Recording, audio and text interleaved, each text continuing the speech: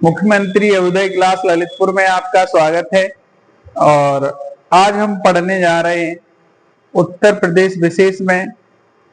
कल की जो क्लास थी वो किसी टेक्निकल ग्लिच के दौरान बंद हो गई थी 1 घंटे 9 मिनट के दौरान। तो पंचायती राज व्यवस्था का जो टॉपिक था वो पूरा कंप्लीट नहीं हो पाया था, उसके कुछ चीजें रह गई थी। उन चीजों को हम कंक्लूड करके और आज जो नई चीज है उसको पढ़ेंगे, वो है गुड गवर्नेंस। क्या है गुड गवर्नेंस? इसके बारे में पढ़ेंगे। और गुड गवर्नेंस साथ में देखेंगे हम ई गवर्नेंस। ठीक है, इन सब चीजों को देखेंगे। तो हमारा जो सेक्शन चल रहा था इसमें उत्तर प्रदेश में पंचायती चुनाव प्रणाली, देखिए लिखना उत्तर प्रदेश में पंचायत चुनाव प्रणाली। इसमें जो हमारी बात हुई थी वो किस चीज की बात हुई थी? हमने ये बताया था आपको कि ग्राम पंचायतों का जो चुनाव है ना वो राज्य निर्वाचन आयोग कराता है। कौन कराता है?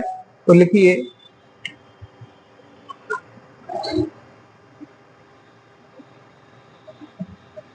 ग्राम पंचायतों का चुनाव राज्य चुनाव आयोग कराता है।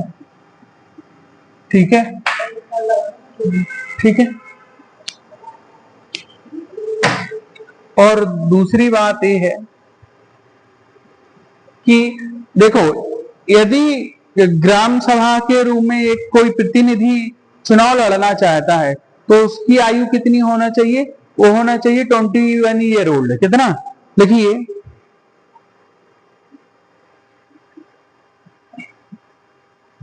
यदि कोई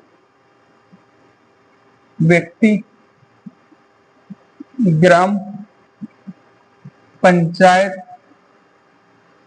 के किसी भी स्तर पर चुनाव लड़ रहा है तो उसकी आयु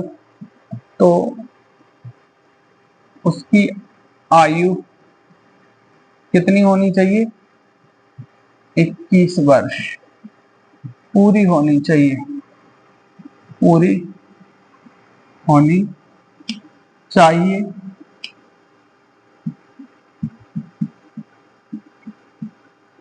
और जो बात की जाए ग्राम सभा निर्वाचक नामावली में उसका क्या हो? नाम हो। लिखना ग्राम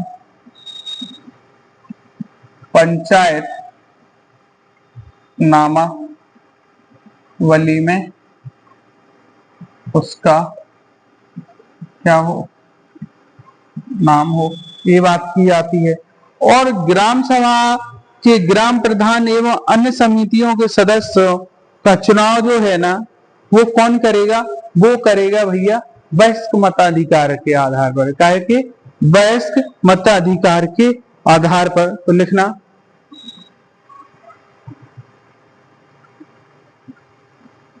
ग्राम प्रधान एवं अन्य सदस्यों का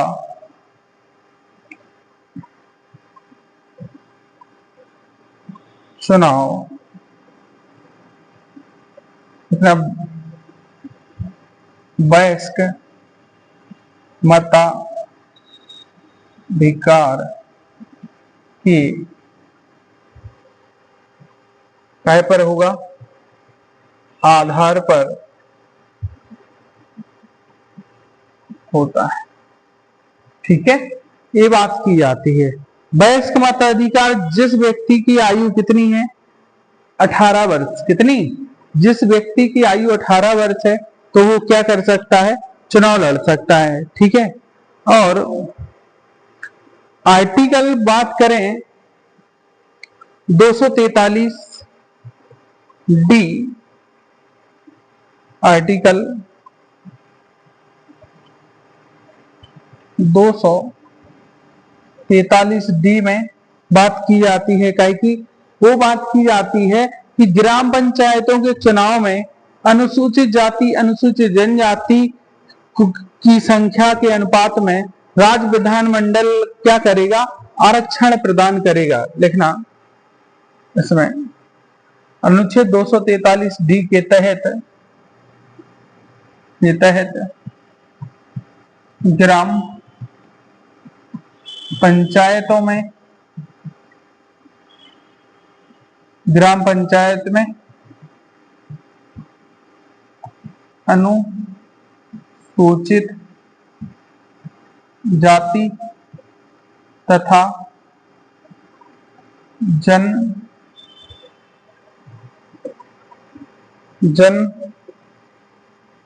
जनजातियों के लिए क्या करेगा, राज्य के लिए संख्या के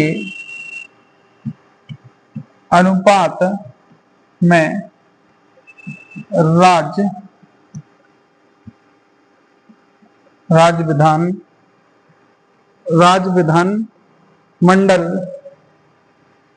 राज्य विधानमंडल क्या करेगा, आरक्षण का क्या करेगा, प्रावधान करेगा। और महिलाओं के की बात की जाए तो उत्तर प्रदेश में जो महिलाओं के लिए आरक्षण की बात की गई है वो 1/3, लिख लेना। ग्राम पंचायत स्तर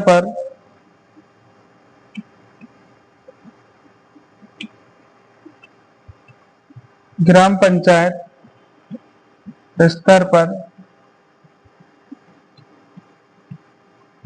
महिलाओं को 1/3 आरक्षण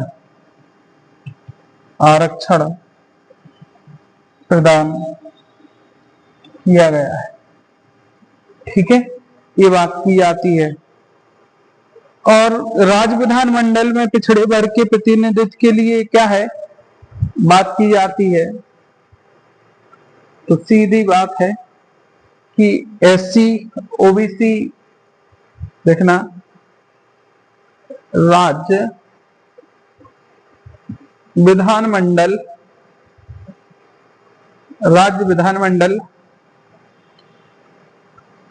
अन्य पिछड़े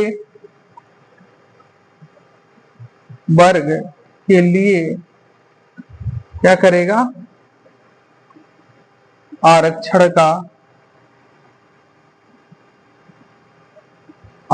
का प्रावधान करेगा। ये बात की जाती है। कुछ बातें और की जाती हैं, जैसे चक्रण प्रणाली के बारे में, सामुदायिक जो कम्युनिटी उसके बारे में की जाती है। वो इतनी ज्यादा है नहीं इम्पोर्टेंट। तो हमने तो आपको ये क्या बता दिया, पंचायत स्तर पर जो चीजें हैं उत्तर प्रदेश में, पंचायत स्तर पर चुनाव प्रणाली, ये चीज। हम अगली चीज जो देखते हैं वो चीज देखते हैं हम काय के पर, वो देखते हैं क्षेत्र पंचायत, जिसे बोलते हैं हम ब्लॉक स्तर पर। ठीक है, तो लिखना क्षेत्र पंचायत ब्लॉक या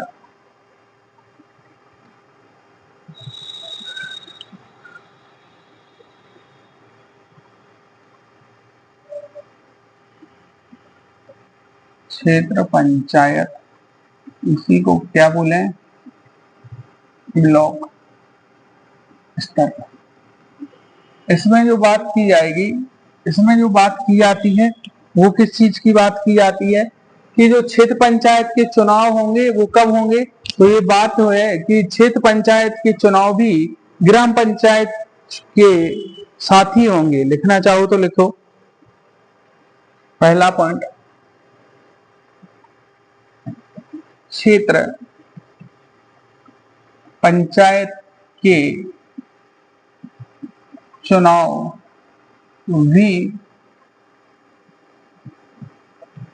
ग्राम पंचायत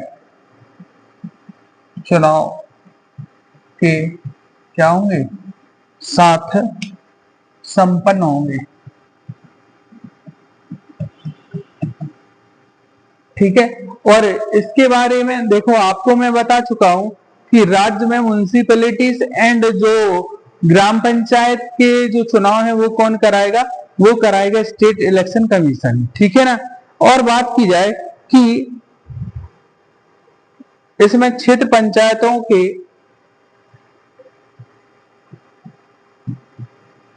क्षेत्र पंचायतों की सदस्यों का चुनाव कैसा, प्रत्यक्ष वयस्क मताधिकार के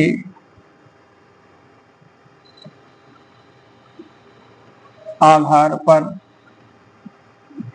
होगा। ठीक है, ये चीज हो गई। अगर बात करें क्षेत्र पंचायत का जो अध्यक्ष है और जो उपाध्यक्ष है, इसका चुनाव जो होगा वो कैसा होगा, वो होगा अप्रत्यक्ष रूप से। लिखना,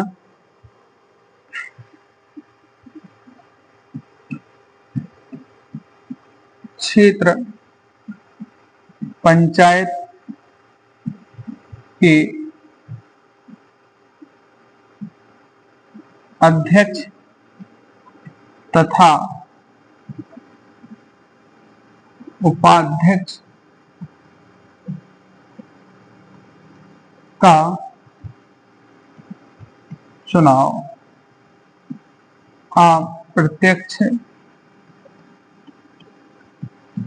अप्रत्यक्ष रूप से होता है। अप्रत्यक्ष रूप से होता है। लिख लिया। अब जो क्षेत्र लिखना, क्षेत्र पंचायत के सदस्यों में से ही लिखना,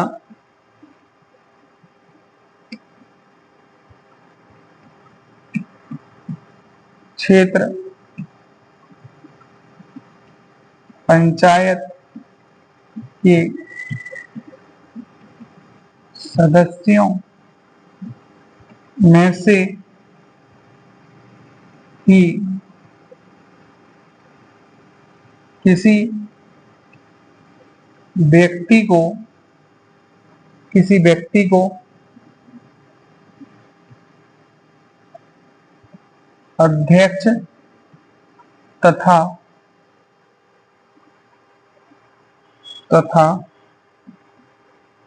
उपाध्यक्ष चुना जाता है।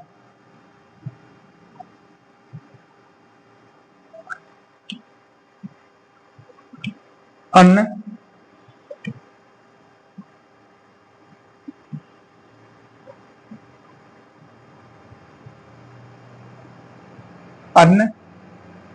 क्षेत्र पंचायत सदस्यों द्वारा, अन्य क्षेत्र पंचायत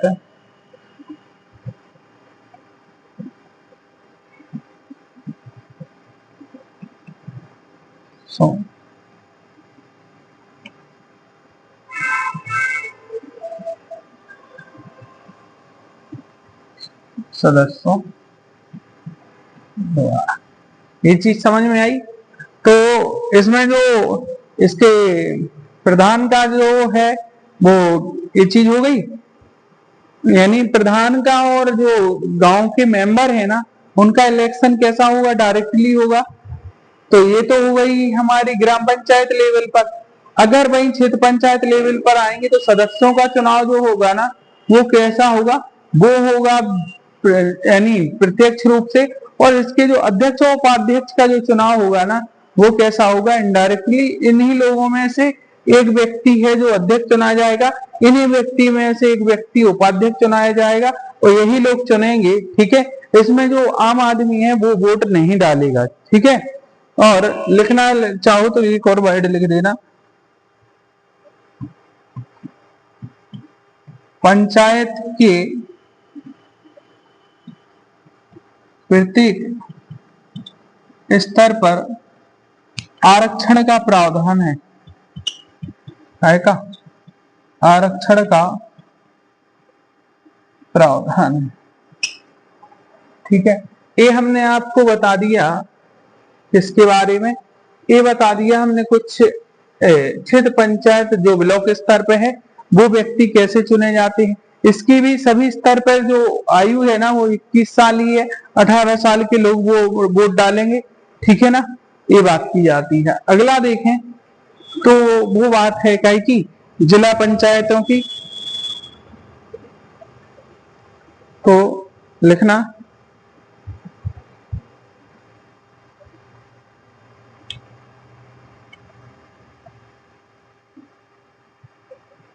जिला पंचायत, जैसे बोले तो एक कौन से स्तर पर मिलेगा, जिला स्तर पर, जिला स्तर पर। इसकी बात करें तो इसके भी चुनाव कब होंगे, लिखना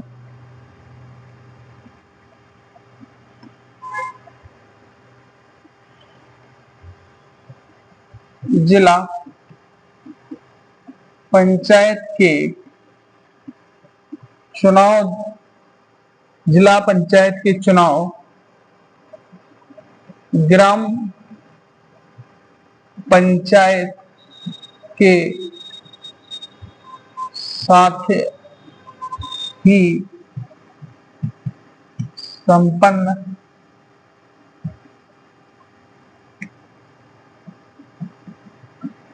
कराए जाते हैं। ठीक है, और बात करें, लिखना जिला पंचायत सदस्यों को प्रत्यक्ष रूप से वयस्क मताधिकार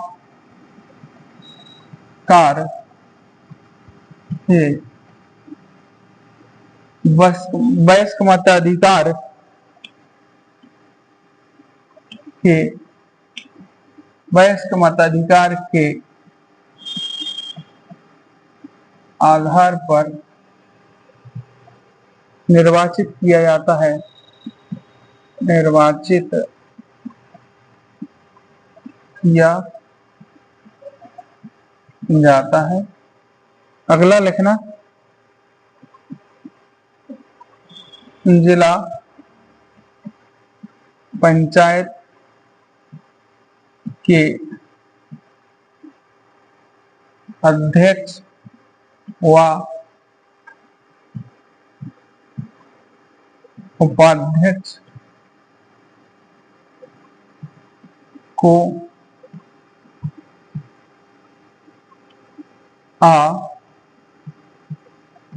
अप्रत्यक्ष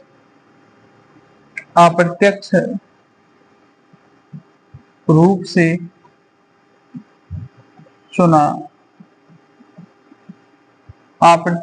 से चुना जाता है। ठीक है, अप्रत्यक्ष रूप से चुना जाता है। देखना जिला पंचायत के सदस्यों में से जिला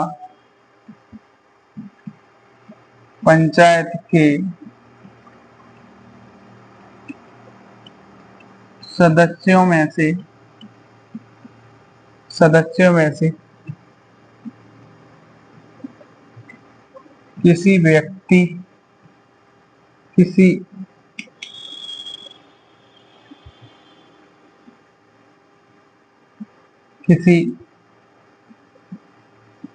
एक व्यक्ति को क्या अध्यक्ष तथा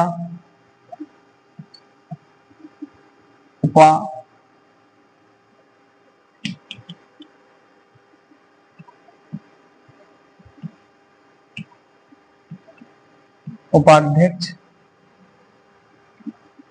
अध्यक्ष उपाध्यक्ष के उपाध्यक्ष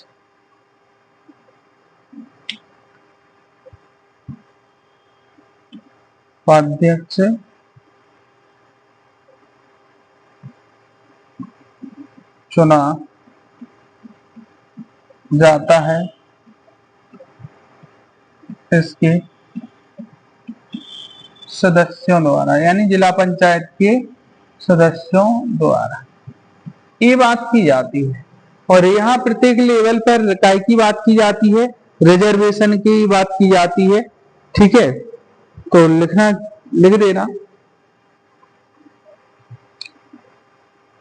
लिखना जिला पंचायत में प्रत्येक स्तर पर आरक्षण का क्या है, आरक्षण का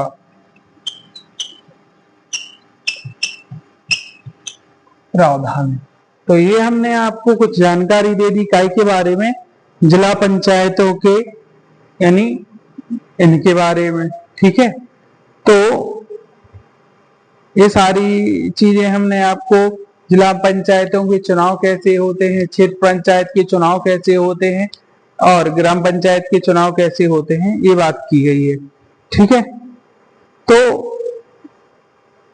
उत्तर प्रदेश यानी हम बात करें कि उत्तर प्रदेश में जो यानी पंचायती राज व्यवस्था के अंतर यदि हम बात करें कि कौन कौन सी चीजों, जैसे इन्होंने बात की गई कि और कौन कौन सी, मतलब अच्छे 73वें संविधान संशोधन के अंतर्गत बहुत सारे ऐसे प्रावधान है, जैसे बात की जाती है कि ग्राम सभाओं का क्या होना चाहिए, गठन होना चाहिए। और बोला जाता है कि राज्यों में त्रिस्तरीय, कई राज्यों में देखोगे द्विस्तरीय, वो डिपेंड करता है कि वहाँ जो पॉपुलेशन है वो कैसे है। ठीक है, वो क्षेत्र कैसा है, ठीक उस आधार पर। और पंचायत राज्यों को 73वें संविधान संशोधन 1992 के तहत क्या मिला, संवैधानिक दर्जा मिला। पंचायत के सभी स्तरों पर क्या यानी आरक्षण का प्रावधान किया गया।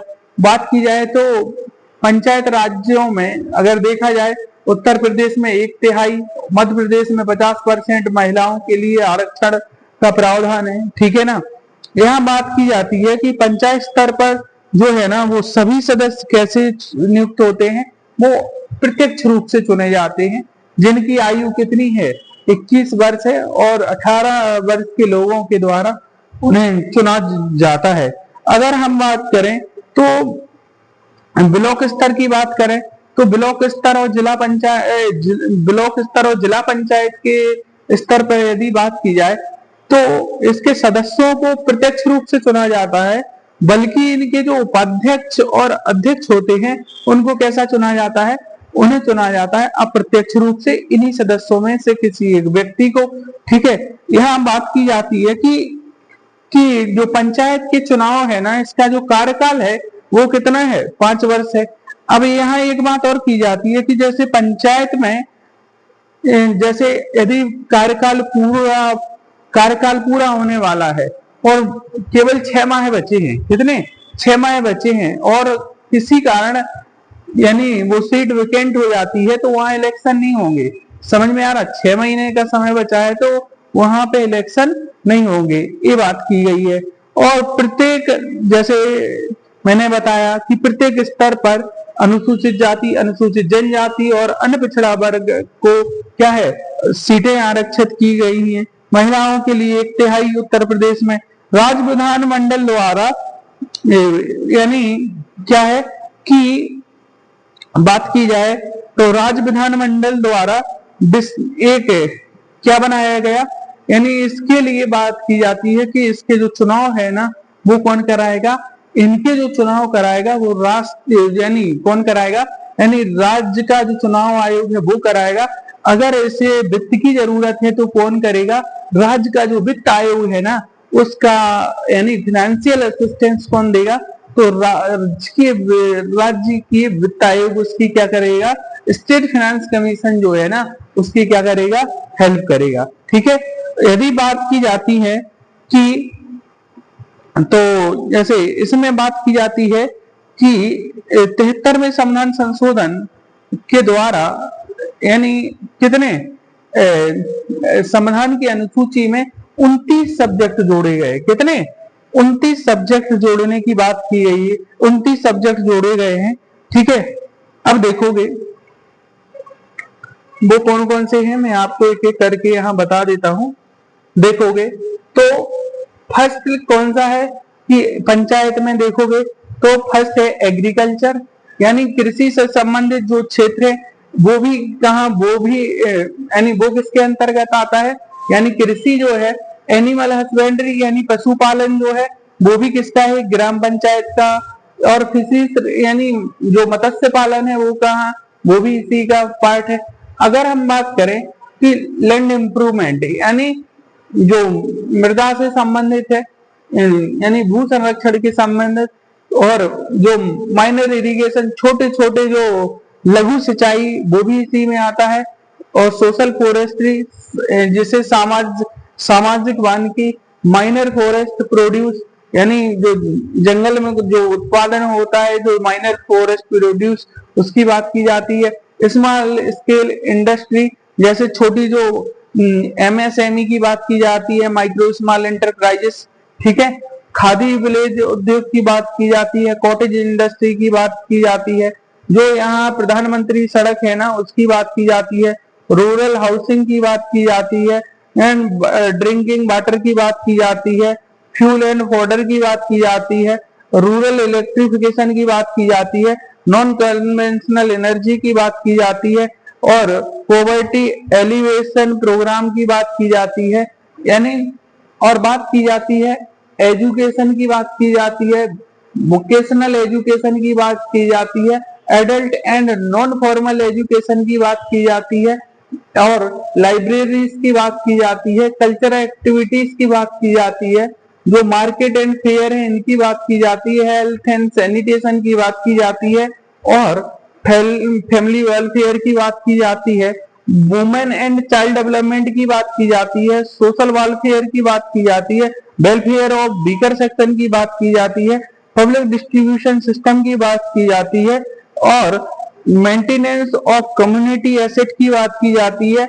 यहाँ देखोगे राज्य यानी जो ग्राम पंचायत लेवल पर जैसे जितने ये सब्जेक्ट है ना, कई पंचायतों में देखोगे तो इसमें आधी से ज्यादा चीजें मिलेंगी, आधी से ज्यादा चीजें नहीं मिलेंगी।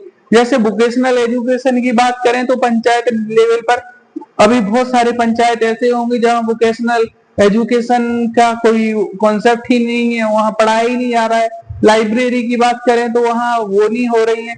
अगर बात करें हेल्थ एंड सैनिटेशन के नाम पर जो सीएससी खुले हैं तो उनका देखोगे ना उसमें इतना ज्यादा करप्शन है दुनिया भर की। अभी देखोगे ललितपुर के जिला लेवल पर कितना बड़ा एक जैसे जिसमें एक जच्चा और बच्चा दोनों का क्या हो गया था, यानी दोनों खत्म हो गए थे। और पीडीएस सोप ये तो देखो ये ढंग से काम कर रहा है, और वेलफेयर एंड वीकर सेक्शन यहाँ इसके इम्प्रूवमेंट के लिए देखोगे तो मनरेगा काम कर रहा है, सोशल वेलफेयर के लिए बहुत सारी स्कीमें काम कर रही हैं। ठीक है, ये सब्जेक्ट किसके थे, वो सब्जेक्ट थे हमारे कहीं के पंचायती राज के। और यदि हम बात करें कि ये तो चीजें हो चुकी हैं, अगर हम बात करें कि पंचायती राज में कुछ चुनौतियां हैं, क्या है, अगर हम बात करें कि पंचायती राज में कुछ चुनौतियां हैं और जैसे समस्या है, क्या है, समस्या है, तो उन समस्याओं को देख लेते कौन कौन सी पंचायती राज व्यवस्था की समस्याएं।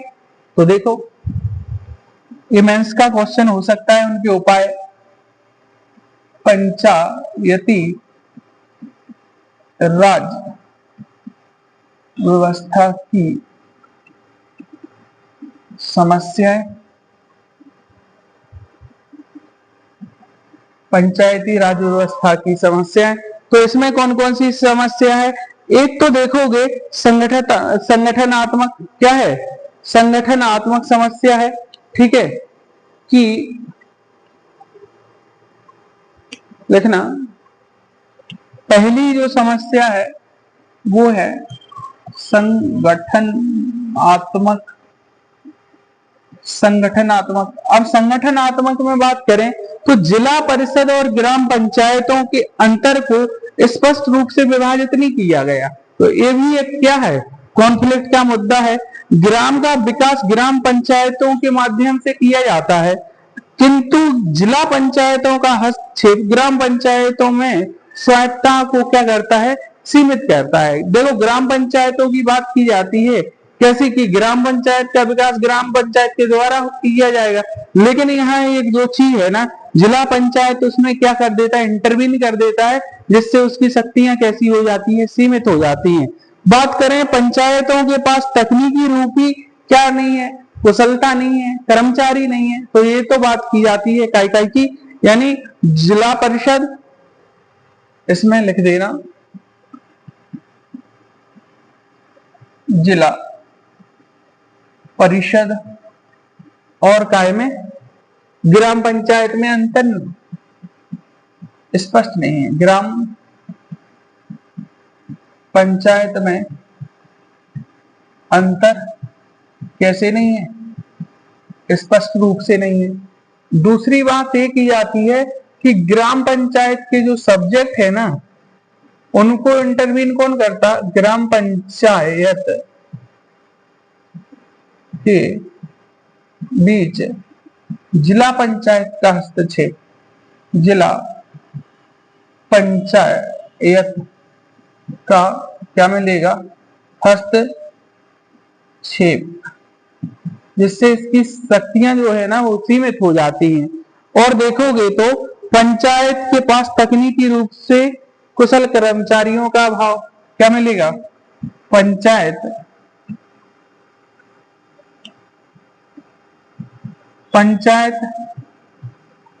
स्तर पर कुशल कर्मचारियों का, स्किलफुल कुशल कर्मचारियों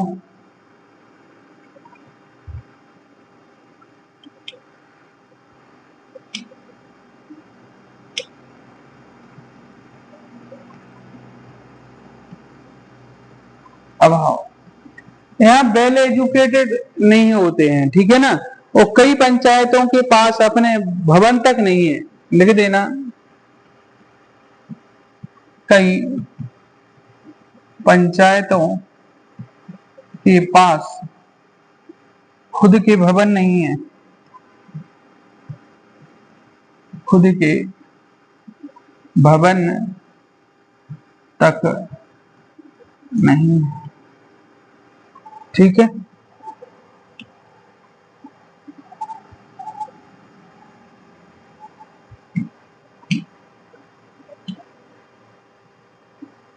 ठीक है, ये तो संगठनात्मक हो गई।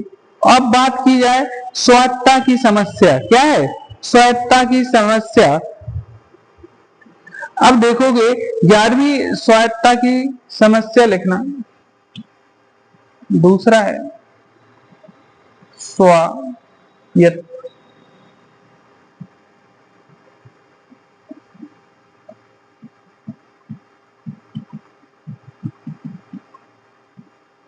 स्वायत्तता की समस्या।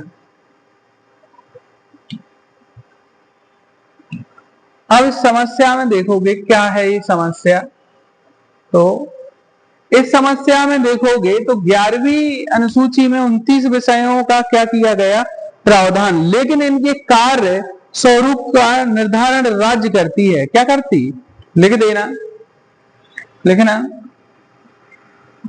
11वीं अनुसूची में 29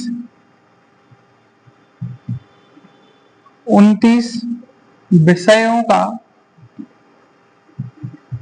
29 विषयों का जो मैंने अभी बताए विषयों का प्रावधान किया गया, प्रावधान किया गया, प्रावधान किया गया, लेकिन इनके कार्य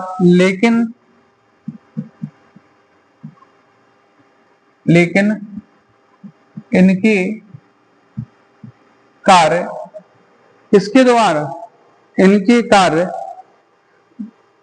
कार्य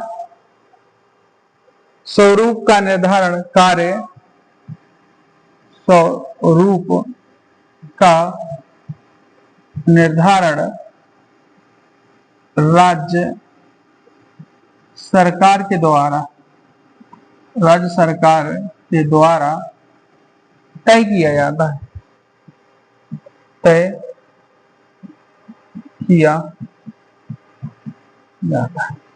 यानी इनके पास जो 29 विषय हैं वो विषय तो हैं, लेकिन इनका जो निर्धारण करता है क्या विकास होगा, कैसे होगा, यहाँ जैसे वो राज्य लेवल पर होता है, राज्य अधिकारी जो है ना वो तय करते हैं कहाँ कैसी सड़क है, वो इनके हिसाब से नहीं, वो सरकार के हिसाब से होगी, ठीक है ना।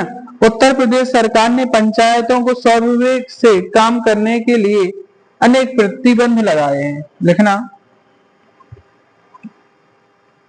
उत्तर प्रदेश सरकार ने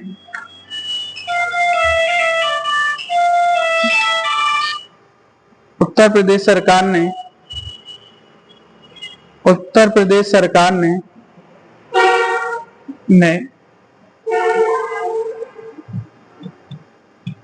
ग्राम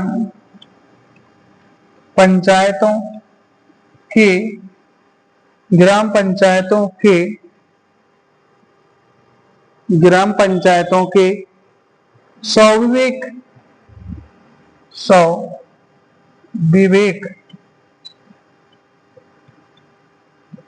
कार्यों पर अनेक प्रतिबंध लगाए हैं, अनेक प्रतिबंध लगाए, ठीक है। ये बात की जाती है कि यानी स्वायत्ता, यानी इनके पास खुद की क्या नहीं है, फ्रीडम नहीं है, क्या नहीं है, इनके पास खुद की फ्रीडम नहीं है। इनके पास जो सब्जेक्ट है, सब्जेक्ट तो दिए गए हैं किंतु उनके पास फ्रीडम नहीं है उनको।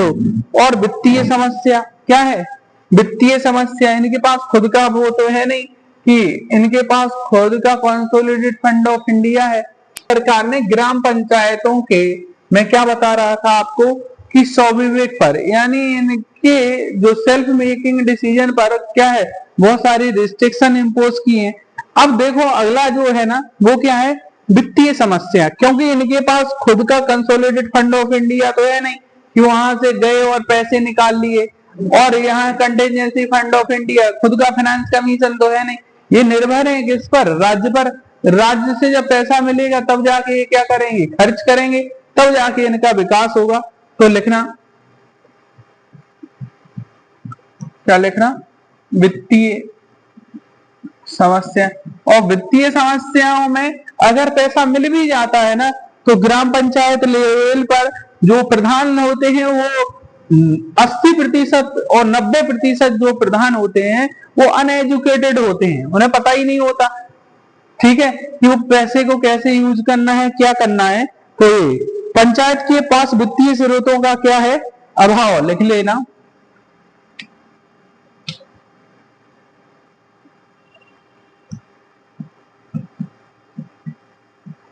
पंचायत के पास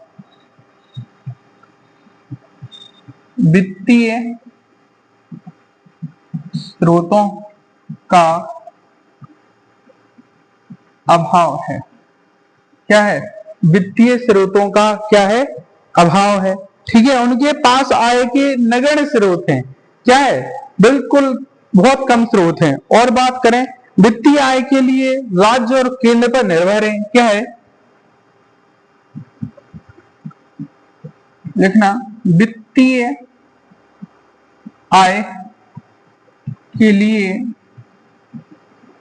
राज्य एवं केंद्र पर कैसे हैं? आश्रित हैं, आश्रित हैं। ठीक है, इनके पास, ठीक है, ये सेल्फ रिलायंट नहीं है। क्या नहीं है? सेल्फ रिलायंट नहीं है। और राज्य वित्तीय आयोग का गठन किया गया, लेकिन उनको सौंपे गए कार्य दायित्व पंचायत के लिए पर्याप्त नहीं है। अगर लिखना चाहो, राज्य वित्त आयोग का गठन किया गया है। लिखना, राज्य वित्त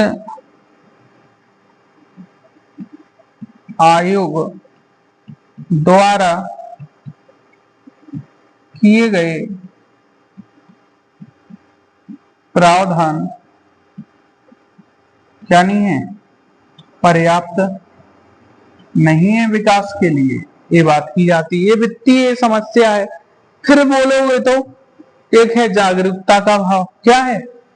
अगली चीज देखोगे तो वो मिलेगी जागरूकता का भाव।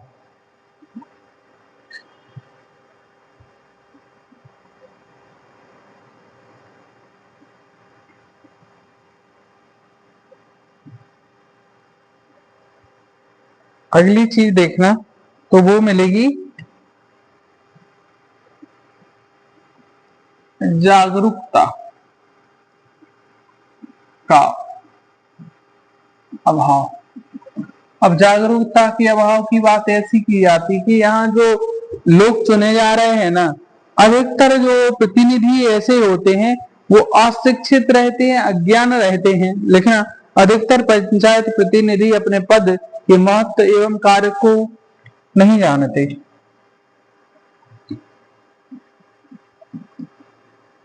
अधिकतर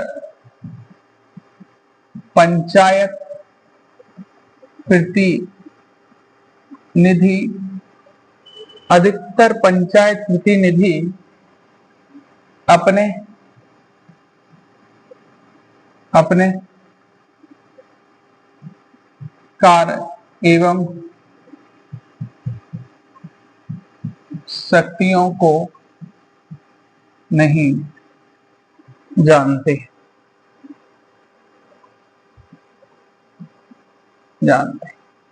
और बात की जाए, लिखना,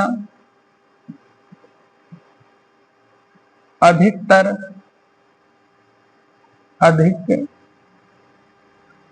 मैंने अधिकतर ही गलत लिख दिया। अधिकतर लिखना, पंचायत प्रतिनिधि कैसे अशिक्षित,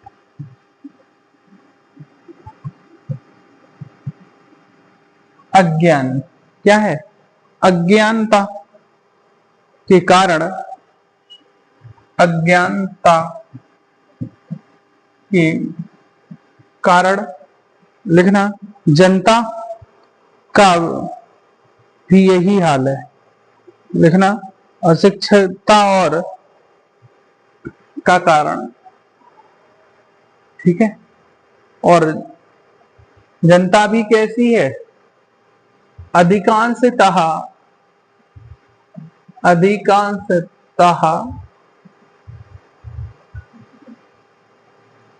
जनसंख्या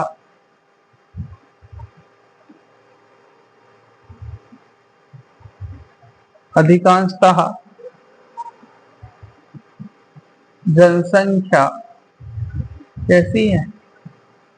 अशिक्षित, ये बात की जाती है।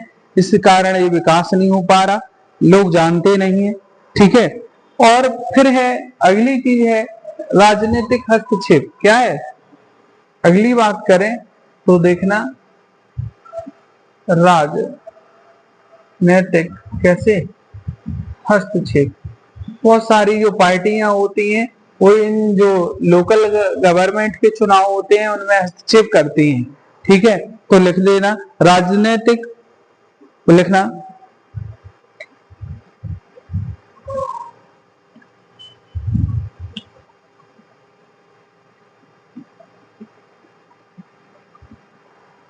पंचायत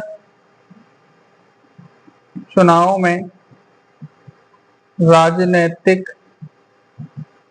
दलों द्वारा क्या किया जाएगा, हस्तक्षेप।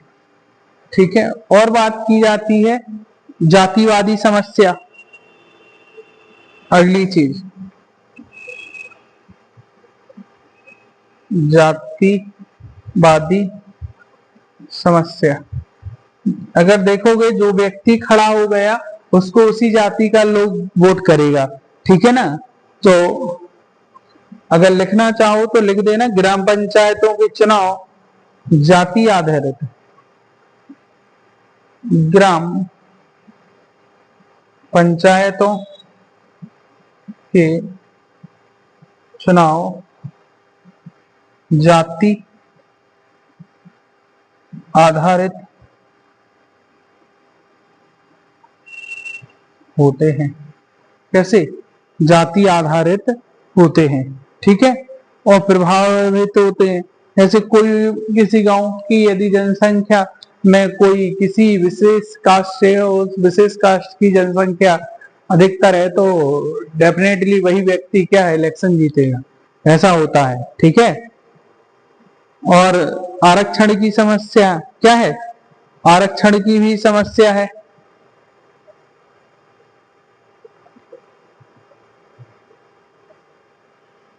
आरक्षण का सही उपयोग नहीं होता है, ये एक बात है।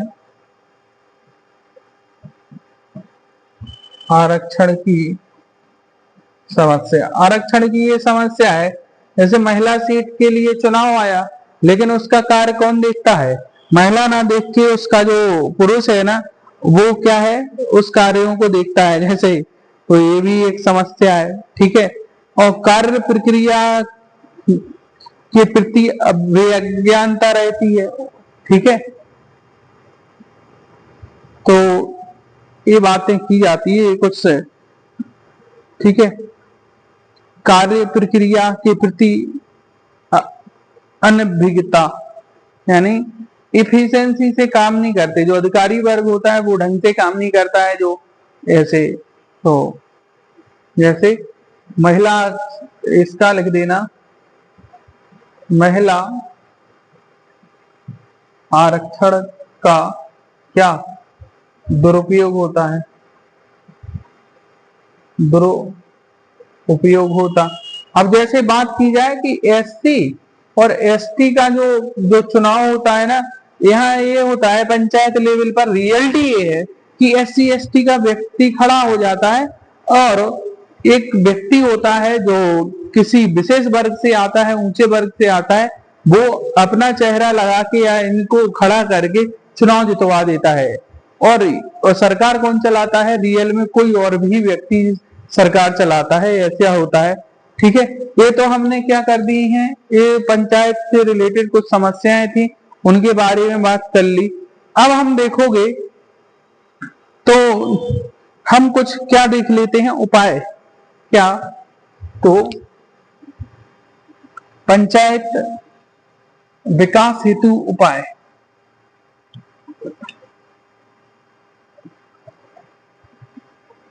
पंचायत के विकास हेतु उपाय। उपायों में बात की जाए तो ग्राम पंचायतों में सामाजिक सेवा का स्तर बढ़ाकर जनता, जनप्रतिनिधि और जनता को स्वशासन उन्नति की जा सकती है। कि देखो जैसे जो व्यक्ति है ना उनको पार्टिसिपेशन ज्यादा मिलेगी, अवेयरनेस ज्यादा आएगी, तो इससे क्या होगा कि लोग उससे ज्यादा कनेक्ट होंगे। समझ में आ रहा है? तो लिखना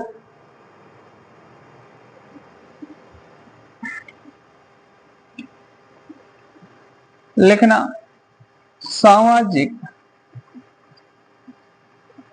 सेवाओं में सहभागिता सहभागिता बढ़ा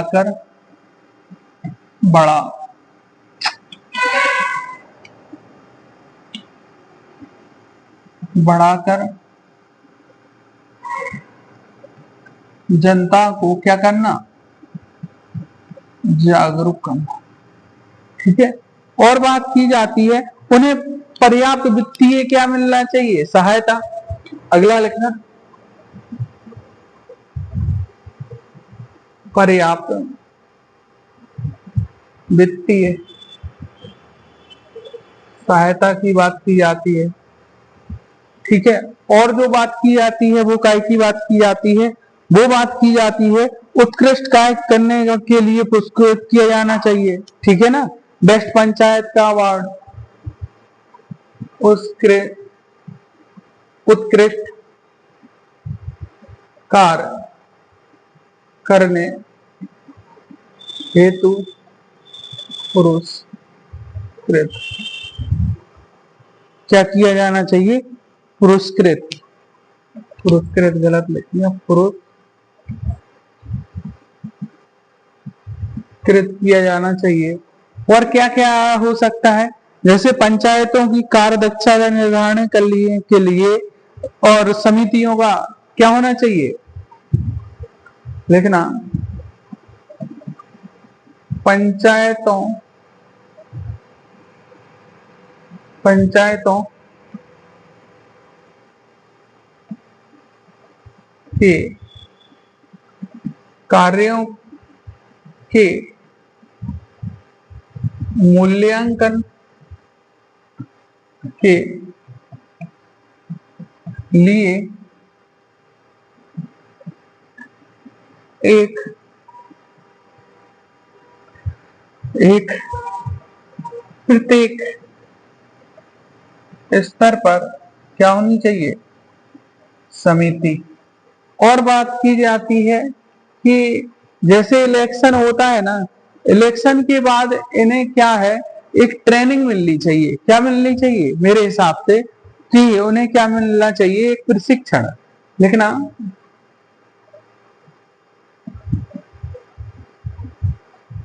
ग्राम पंचायतों के सदस्यों के लिए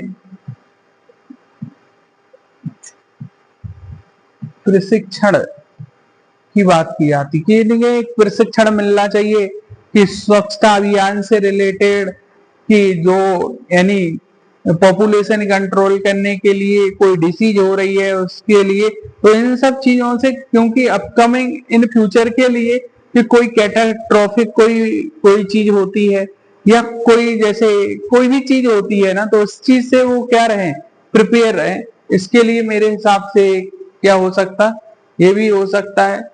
और यानी पंचायत लेवल पर, पंचायत स्तर पर विभिन्न शिक्षण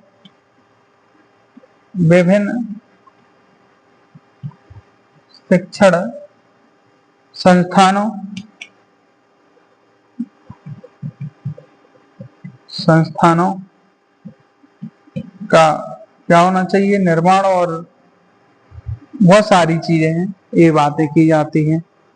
अगर बात करें तो पंचायतों को प्रदत्त पुरस्कार, ठीक है, दिए जाते हैं। कौन कौन से पुरस्कार हैं, लिखना पंचायतों को प्रदत्त पंचायतों को प्रदत्त पुरस्कार। केंद्र सरकार द्वारा, किस द्वारा? केंद्र सरकार द्वारा पंचायती राज मंत्रालय, लिखना, केंद्र सरकार द्वारा पंचायत राज मंत्रालय द्वारा 24 अप्रैल प्रत्येक 24 अप्रैल को दिए जाते हैं। ठीक है, यानी उत्कृष्ट कार्य करने वाली जो पंचायतें हैं ना, उन्हें क्या है, विभिन्न पुरस्कारों से क्या किया जाता है, लिखना, 24 अप्रैल को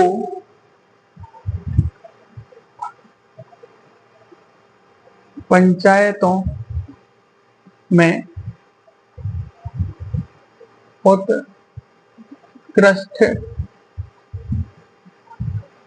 कार्य करने के लिए पुरस्कृत किया जाता है। ठीक है, जैसे कौन कौन से पुरस्कारों की बात की जाती है? जैसे बाल हितैषी ग्राम पुरस्कार,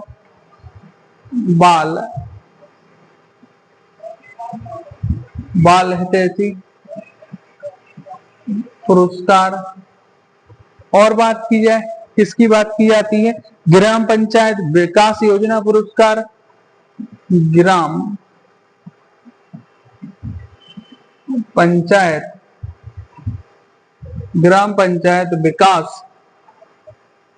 विकास योजना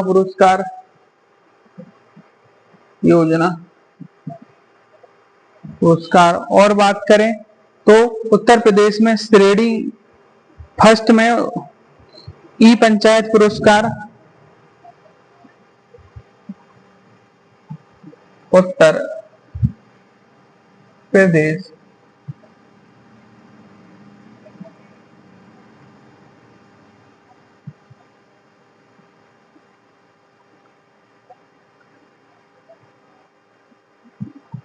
श्रेणी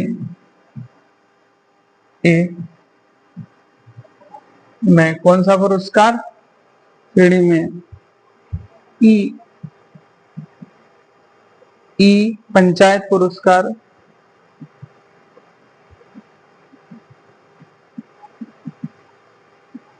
ये 2021 से दिया जा रहा है। ठीक है, उत्तर प्रदेश पंचायती राज व्यवस्था में कार्य करने के लिए मुख्यमंत्री पंचायत पुरस्कार। अच्छा, उत्तर प्रदेश पंचायत मुख्यमंत्री पुरस्कार, इतने पुरस्कार दिए जाते हैं। तो हमने ये क्या बात कर ली है? ये हमने जो बात कर ली है वो ग्राम पंचायतों की बात कर ली। ठीक है, इसके विषयों की बात कर ली है। अगली जो हम चीज देखते हैं वो देखते हैं,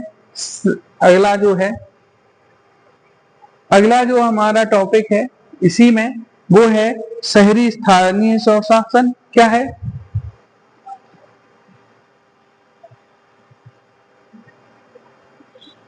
शहरी स्थानीय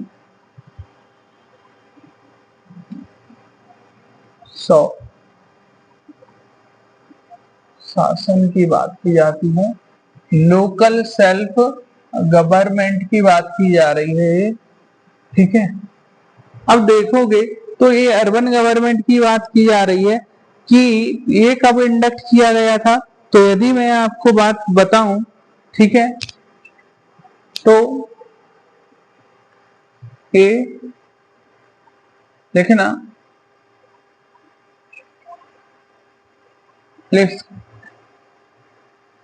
इसका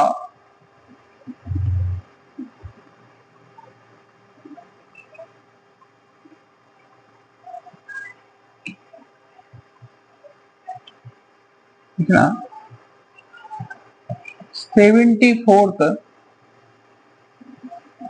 कॉन्स्टिट्यूशन कॉन्स्टिट्यूशनमेंट एक्ट 1992 के तहत संविधान के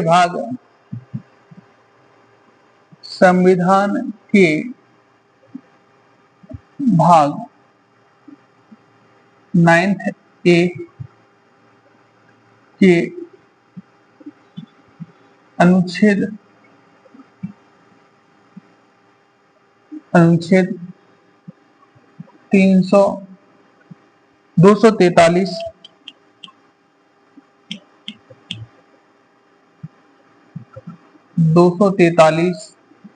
पी से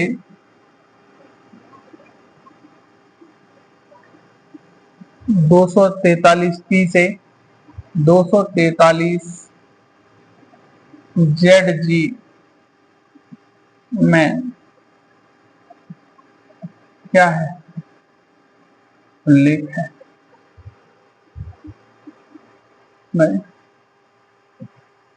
और लिखना चाहो 74th कॉन्स्टिट्यूशन अमेंडमेंट एक्ट के तहत संविधान की अनुसूची 12 में शहरी स्थानीय नगर निकाय शहरी स्थानीय स्वशासन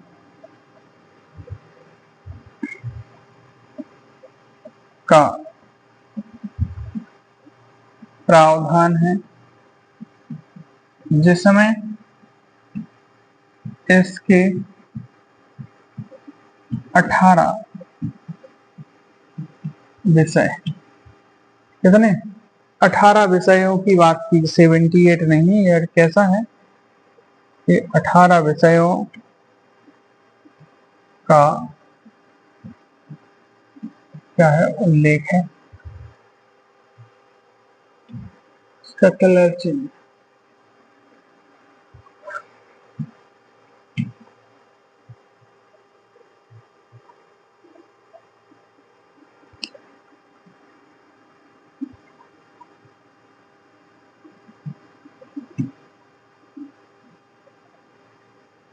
ठीक है।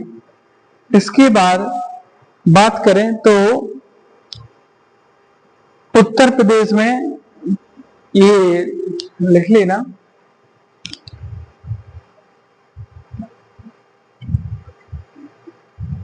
चौहत्तरवें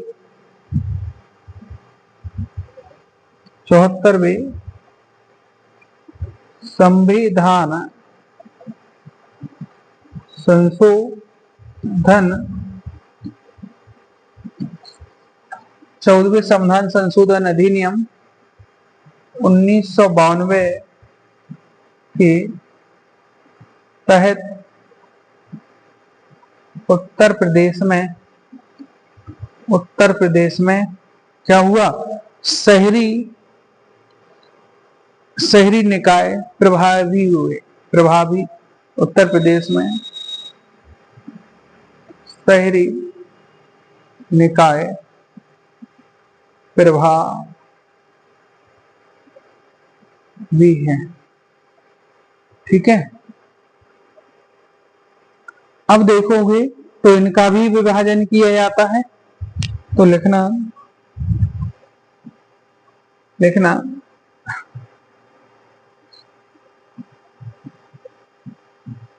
शहरी स्थानीय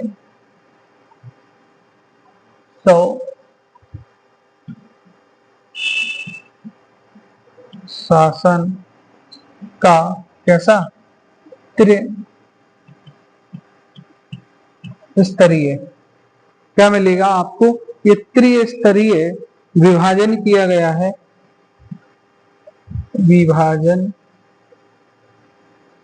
किया गया है। ठीक है, अगर बात करें तो क्या क्या मिलेगा, नगर पंचायत मिलेगा, नगर पालिका मिलेगा और नगर निगम मिलेगा। क्या मिलेगा, नगर पंचायत, नगर पालिका और नगर निगम की बात की जाती है। ठीक है, और बात की जाए कि इनका जो चुनाव है वो मैं बता ही चुका हूं कि इनका चुनाव कौन कराएगा। ठीक है, तो इनके बारे में जो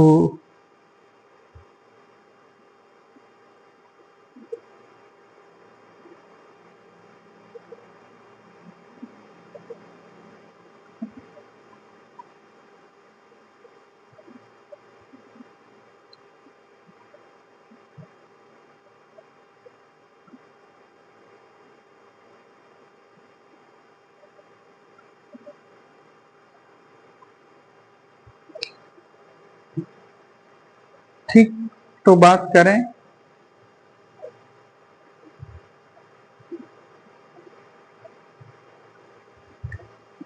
कौन कौन सी चीजें मिलेगी, यानी ग्राम पंचायत, सॉरी,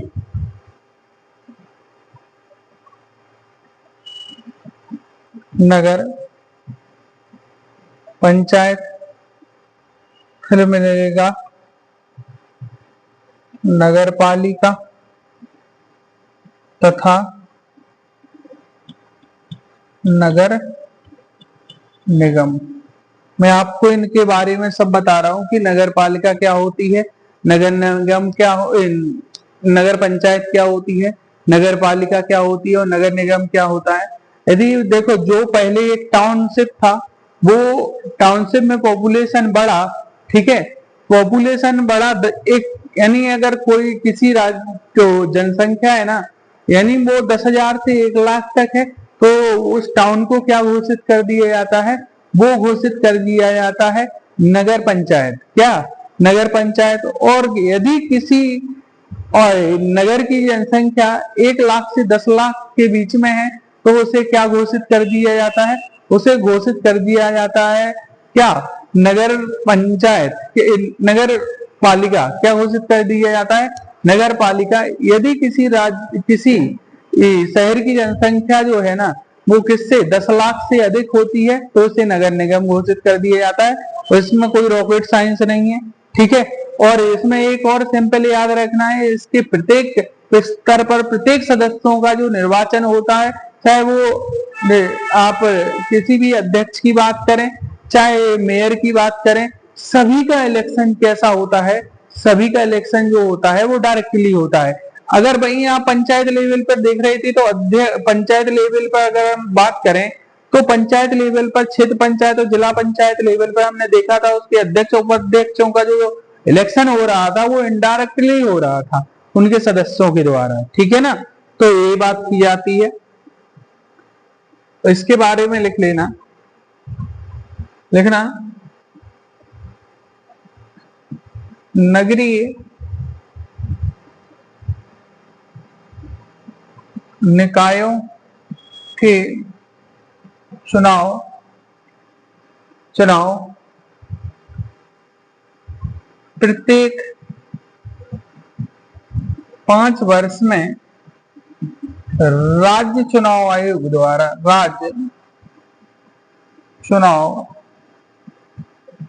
आयोग द्वारा किया जाएंगे। क्या है, राज्य चुनाव आयोग द्वारा कराए जाएंगे। ठीक है ना, और बात की जाती है कि इसमें वो सारी चीजें हैं जो उसमें थी, क्या क्या, जैसे लिख देना, जैसे अनुसूचित जाति, अनुसूचित जाति, कौमा, अनुसूचित, जिसे एसटी बोलते, अनुसूचित जन जाति, एसटी, तथा महिलाओं के लिए क्या है, आरक्षण का प्रावधान है, ठीक है, आरक्षण का प्रावधान किया गया। राज्य विधानमंडल द्वारा अन्य पिछड़े वर्ग के लिए आरक्षण का प्रावधान क्या, तो राज्य, वो ही पॉइंट है, विधान मंडल द्वारा यानी ओबीसी के लिए आरक्षण का क्या है, प्रावधान है, SC ST OBC वुमेन के लिए। और बात की जा रही है कि शहरी स्थानीय निकायों के जो चुनाव है वो प्रत्येक 5 वर्ष में कराए जाएंगे, और यानी इनके विघटन का मामला है तो इसके जो, जैसे अगर कोई विघटित हो जाता है तो इसके जो चुनाव है, चाहे इसके हो चाहे उसके हो, 6 महीने में, चाहे वो स्थानीय स्वशासन की बात की जा रही हो चाहे ग्राम पंचायत की बात की जा रही हो, इसके चुनाव जो है ना वो 6 माह के अंदर हो जाना चाहिए, ठीक है ना, ये बातें की जाती हैं, ठीक है। इनके पास जो सब्जेक्ट है उनके बारे में हम अलग से बात कर लेंगे, ठीक। तो कुछ चीजें देख लेते हैं। जैसे हम बात कर रहे थे, सबसे नीचे देखोगे तो सबसे नीचे मिले, सबसे ऊपर जो मिलेगा वो, सबसे नीचे जो देखोगे तो वो मिलेगी आपको क्या बेटा, वो मिलेगी आपकी नगर पंचायत। क्या मिलेगी, नगर पंचायत। नगर पंचायत कुछ नहीं है, जो पहले क्या हुआ करता था टाउन, या जिसे क्या बोले तो कस्बा, क्या हुआ करता था, एक कस्बा हुआ करता था आज, ठीक है। और इसके ऊपर आओगे तो मिलेगा हमें, क्या मिलेगा, वो मिलेगी नगर पालिका, नगर पालिका, नगर पालिका, ठीक है। और नगर पालिका में अगर भी हम बात करें तो इसकी जो जनसंख्या होगी वो कितनी होगी, वो होगी 10 लाख से कम। कितनी, 10 लाख से कम। इससे ऊपर आओगे तो मिलेगा आपको नगर निगम। क्या मिलेगा, नगर निगम। तो नगर निगम की जो जनसंख्या मिलेगी वो आपको क्या मिलेगी बेटा, 10 लाख से अधिक मिलेगी। और अगर हम बात करें कि इसके सदस्यों का जो चुनाव है और इसके अध्यक्षों का जो चुनाव है ना, वो कैसा किया जाएगा, वो बात की जाए तो वो चुनाव जो होगा ना वो कैसा होगा, डायरेक्टली होगा प्रत्येक स्तर पर। क्या होगा, प्रत्येक स्तर पर जो अध्यक्षों और उनका चुनाव है ना वो कैसा होगा, वो बेटा होगा डायरेक्टली, इनडायरेक्टली नहीं होगा, ठीक है ना। देखा, इसके क्या सदस्य और जो इसका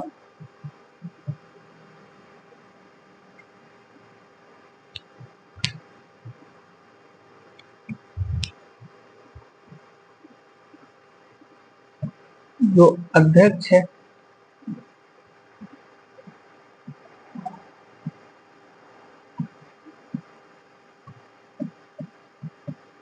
सदस्य, इनके अलग अलग नाम होते हैं, मेयर, पार्षद, तो सदस्य, अध्यक्ष, ठीक है। इन सभी का जो चुनाव होगा वो लिख देना कैसा, डायरेक्ट, प्रत्यक्ष रूप से लिखना, प्रत्यक्ष निर्वाचन, प्रत्यक्ष निर्वाचन होगा वयस्क मताधिकार पर।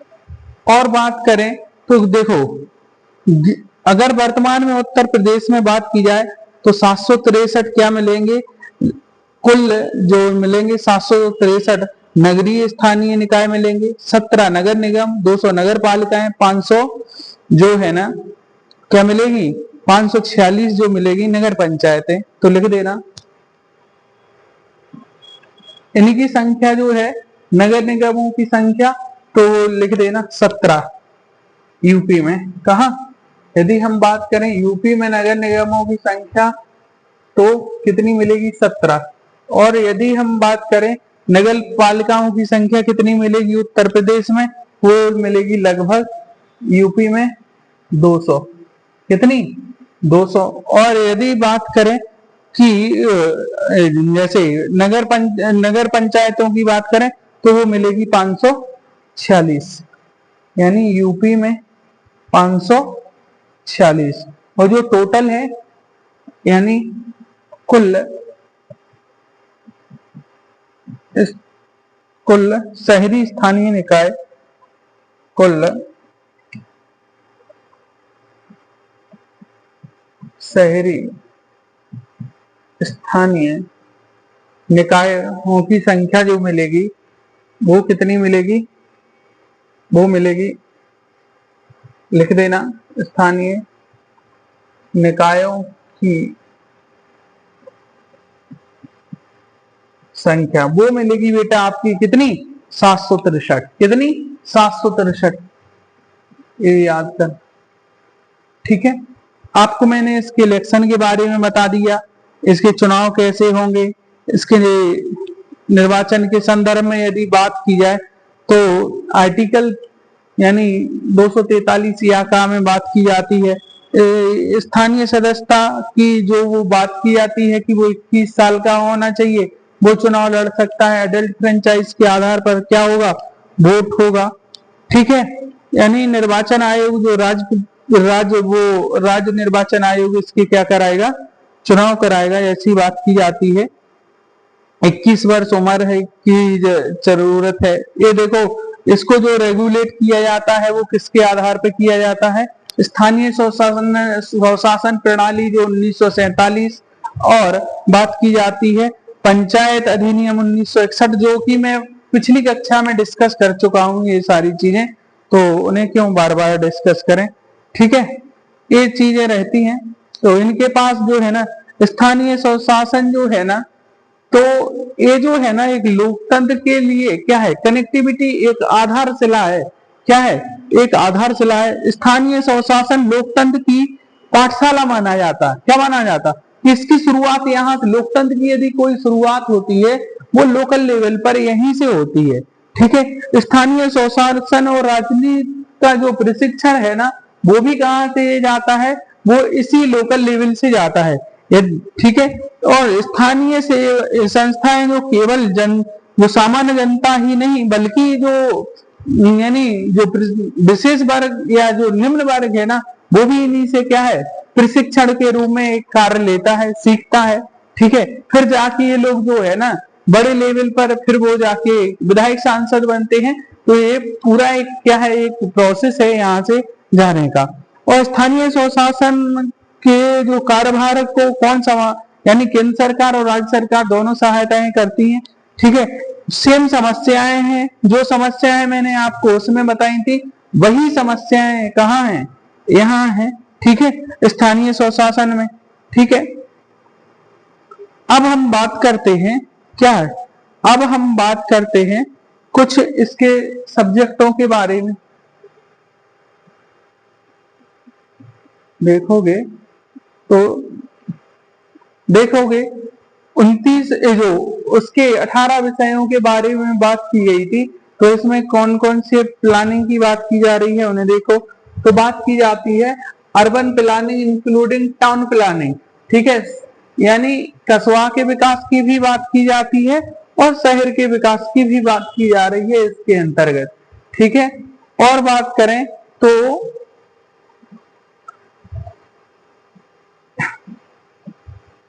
ठीक है, शहर के विकास की बात की जा रही है। फिर बात कर रहे हैं तो regulation and land use of construction of building, जैसे शहरों में कोई बिल्डिंग बन रही है, कितनी उसका ऊंचाई रखना है, क्या है कि भूकंपीय क्षेत्र के अंतर्गत आता है, क्या आता है, वो सारी चीजें देखनी होती हैं। Planning for economic and social development, यानी इसके सामाजिक और आर्थिक विकास के लिए क्या है, यानी एक योजना बनाना। रोड एंड ब्रिज का निर्माण करना। Water supply domestic industrial and commercial purpose, यानी ये दोनों, यदि बड़े बड़े से नगर जैसे बड़ा शहर है तो उस शहर में यानी कारोबार के लिए और किसके लिए, यानी घरेलू पर्पस के लिए पानी और public health sanitation, conservation and solid waste management. अगर देखोगे ना तो जैसे बड़े बड़े शहरों में क्या है, बहुत सॉलिड वेस्ट होता है। जैसे देखोगे इलेक्ट्रॉनिक वेस्ट हो रहा है, प्लास्टिक वेस्ट हो रहा है, इनकी बात की डंपिंग की बात की जाती है। ये क्या करते, बार बार रेगुलेट करते हैं, ठीक है। और फायर सर्विसेज की बात करते हैं कि जैसे फायर सर्विसेज है तो फायर ब्रिगेड होना चाहिए। जैसे कहीं किसी इमरजेंसी दौरान कुछ फायर जैसी एक्टिविटी हो जाती है, तुरंत जाके फायर ब्रिगेड जाके उसे क्या है, बुझा सके। अर्बन फॉरेस्ट्री की बात की जाती है, प्रोटेक्शन ऑफ द एनवायरमेंट और प्रमोशन ऑफ इकोलॉजिकल एस्पेक्ट, यानी बात की जाती है यहाँ पर्यावरण संरक्षण की बात की जाती है, पेड़ पौधे लगाने, एनवायरमेंट को, इस सब की बात की जाती है। Safe guard of the interest of weaker section, और देखोगे जो यानी सोसाइटी में, समाज में जो गरीब तबके के लोग हैं ना, उनके विकास की बात की जा रही है, including handicapped and mentally related, यानी जो लोग विकलांग लोग हैं या वो दिमाग से कैसे हैं, उनकी बात की जाती है। स्लम इम्प्रूवमेंट एंड अपग्रेडेशन, जो बात की जाती है, स्लम एरिया वो है झुग्गी झोपड़ी वाले, उनके विकास की बात की जाती है। अर्बन पॉवर्टी एलिवेशन, यानी जो शहर में क्या है, गरीबी है, उसको कम करने की बात की जाती है, ठीक है। Provision of urban amenities and facilities such as the park, garden, garden of the polygram, यहाँ जो बात की जाती है कि यहाँ जो अर्बन एमिनिटीज है उन्हें फैसिलिटी प्रोवाइड, जैसे पार्क हो गए, गार्डन हो गए, प्लेग्राउंड हो गए, स्टेडियम हो गए, इन सब की बात की जाती है। Promotion of the culture, education and the aesthetic aspect, ठीक है, यानी कल्चर, एजुकेशन और सौंदर्यता के लिए बहुत सारे भव्य इनकी बात की जाती है। Burial and burial ground and cremation और cremation ground and electric cremation. अब बात की जाती है जैसे दाह संस्कारों के लिए उपबंध की बात की जाती है, जैसे बोले तो शमशान गृह होते हैं, मुक्ति धाम होते हैं, वहां पे जो इलेक्ट्रिक यानी इलेक्ट्रिक तरीके से उस व्यक्ति का जो दाह संस्कार की प्रोसेस की बात की जा रही है। कैटल पॉन्ड की बात की जा रही है। Prevention of the cruelty of animal, यानी जो जानवरों के प्रति हिंसा है उसे रोकना, ठीक है। Vital statistics including registration of the birth and death, ठीक है ना, बर्थ और डेथ की बात की जाती है कि जो यहाँ कितने लोग जन्म ले रहे हैं, कितने लोग मर रहे हैं। और public amenities including street light, parking allots, bus stop, public conservation की बात की जाती है। रेगुलेशन ऑफ यानी जो शेल्टर हाउस हैं उनकी बात की जा रही है कि जैसे कि बहुत सारे जो लोग शरणार्थी हैं उनके लिए रहने के लिए जगह। ये जो विषय आएंगे वो कहाँ आएंगे, वो आएंगे किसके अंदर, अर्बन बॉडीज के अंदर। कहाँ मिलेंगे, ये जो सब्जेक्ट मिलेंगे वो मिलेंगे आपके अर्बन बॉडीज के अंदर, ठीक है ना। अब देखोगे तो अब बात आती है हमारे गवर्नमेंट। अब देखो ये जो हमारा पूरा चैप्टर है ना, पूरा चैप्टर हमारा क्या होता है, ये समाप्त होता है, ठीक है। लोकल गवर्नमेंट से रिलेटेड ये जो टॉपिक था ये परिपूर्ण रूप से क्या होता है, ये समाप्त होता है। तो हम जो देख रहे थे अभी, ये जो अर्बन बॉडीज एंड जो हम देख रहे थे लोकल सेल्फ गवर्नमेंट की बात कर रहे थे, ये जो टॉपिक था हमारा पूर्ण हो गया। अगर नेक्स्ट टॉपिक है इसमें देखा जाए तो वो टॉपिक मिलेगा आपका क्या, वो टॉपिक है आपका जिसे बोलते गुड गवर्नेंस। इसी गुड गवर्नेंस में देखेंगे, ये गुड गवर्नेंस का पार्ट, इसी पार्ट में देखेंगे ई गवर्नेंस। तो कुछ चीजें हम देख लेते हैं कि गुड गवर्नेंस में कौन कौन सी चीजें आती हैं, गुड गवर्नेंस का अर्थ क्या होता है, ठीक है, ठीक है। गुड गवर्नेंस का तात्पर्य है गुड गवर्नेंस, यानी गुड का मतलब अच्छा और गवर्नेंस का मतलब है सुशासन, ठीक है, यानी सुशासन की बात की जा रही है, अच्छे शासन की बात की जा रही है।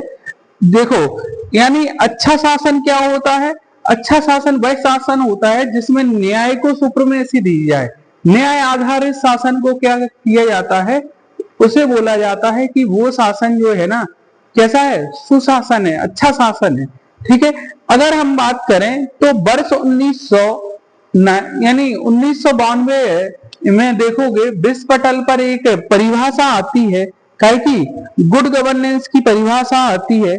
इसने ये सुशासन के विकास में बात की जाती है कि सुशासन क्या है, यानी समाज के सभी वर्ग का क्या, यानी आर्थिक, सामाजिक एवं राजनीतिक यानी शक्तियों के साथ यदि विकास हो रहा है, क्या है, यदि किसी समाज के सभी वर्गों का किस रूप में, यानी सामाजिक, राजनीतिक, आर्थिक रूप में सभी क्षेत्रों में उसका विकास हो रहा है, तो वो क्या, जो गवर्नमेंट काम कर रही है सभी वर्गों के हितों में, तो ये क्या है, एक सुशासन है। ठीक है, तो ये बात की जाती है। और इसमें जो बात की जाती है गवर्नमेंट के कुछ 8 पिलर, सुशासन के कुछ बताती है 8 पिलर, क्या बताती है, 8 पिलर लिखना। तो अगला टॉपिक है गुड गवर्नेंस। क्या है बेटा, गुड गवर्नेंस, जिसे बोलते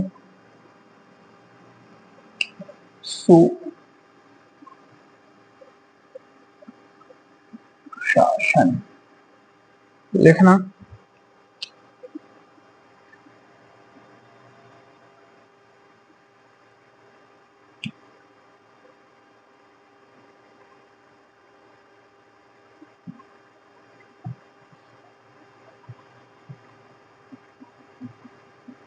देखो तो लिखो,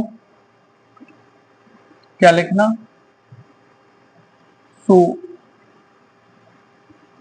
सुशासन का शाब्दिक अर्थ है, शाब्दिक अर्थ है अच्छा शासन, अच्छा शासन। अच्छे शासन से तात्पर्य है, अच्छे शासन से तात्पर्य है, अच्छे शासन से तात्पर्य है न्याय का शासन। क्या, न्याय पर आधारित, न्याय पर आधारित शासन। ठीक है, लिखना, लिखना। ये तो हमने बात कर ली। अगर हम बात करें 1992 में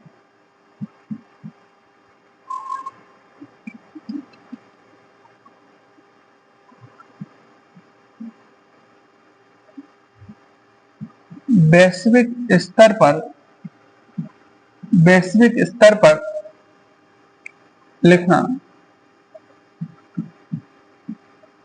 गुड गवर, गुड गवर्नेंस, गुड गवर्नेंस की परिभाषा, भाषा क्या थी वो देखो, लिखना। सरकार द्वारा, सरकार द्वारा मानव संसाधन, मानव संसाधन में, मानव संसाधन क्षेत्र में, मानव संसाधन के क्षेत्र में, क्या, मानव संसाधन के क्षेत्र में सामाजिक,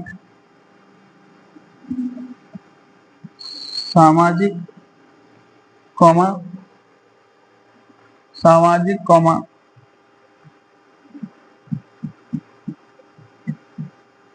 आर्थिक तथा राजनीतिक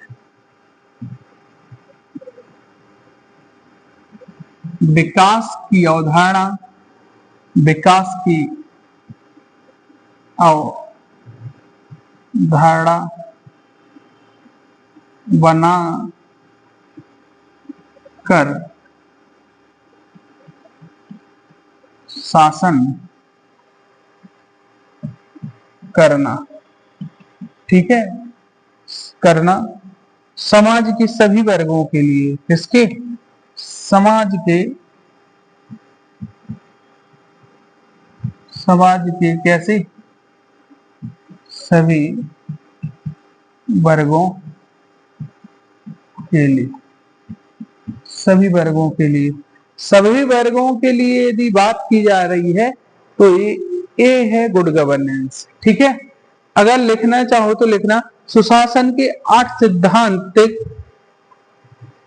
क्या है, 8 सिद्धांत हैं, लिखना, क्या लिखना,